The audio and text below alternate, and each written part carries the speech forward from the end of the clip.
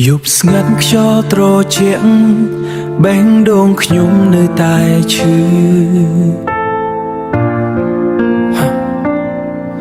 ដែលខ្ញុំនៅតែឈឺអនុស្សាវរីយ៍ចាក់ចាំងនៅតែដើរតាមរាល់ថ្ងៃរូបថតមួយសន្លឹក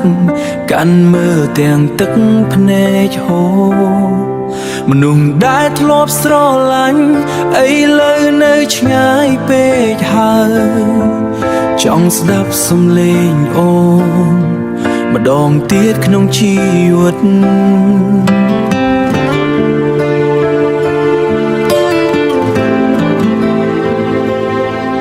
តែពេលវេលាបានបំបែកយើងឲ្យឆ្ងាយនឹកណាស់តែមិនអាចជួបចង់ក្បែរអូនតែគ្មានផ្លូវត្រឡប់រាល់យប់ខ្ញុំកេងអោបការចងចាំទុកឲ្យទឹកភ្នែកហូរជំនួសពីថានឹកណាស់តែអូនមិនដឹង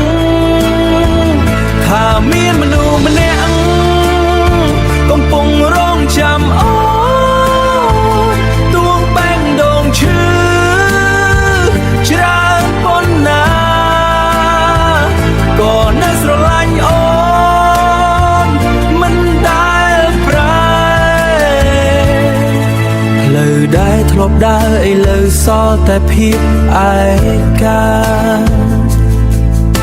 កន្លែងដែលធ្លាប់ញញឹមប្រែជាស្ងប់ស្ងាត់ទៅខ្ញុំព្យាយាមភ្លេចតែចិត្តមិនអាចធ្វើបានព្រោះក្នុងបេះដូងនេះមានតែអូនម្នាក់បើថ្ងៃណាមួយអូនបានឮបទចម្រៀងនេះសូមដឹងថាខ្ញុំនៅតែនឹកអូនជានិច្ចទោះមិនអាចត្រឡប់ដូចថ្ងៃមុនក្តីស្រឡាញ់នេះនៅតែមានសម្រាប់អូននឹកណាស់តែមិនអាចជួបចង់ឃើញមុខអូនសូមបែរមួយផ្លែស្នេហ៍ដែលមិនអាចយកវិញ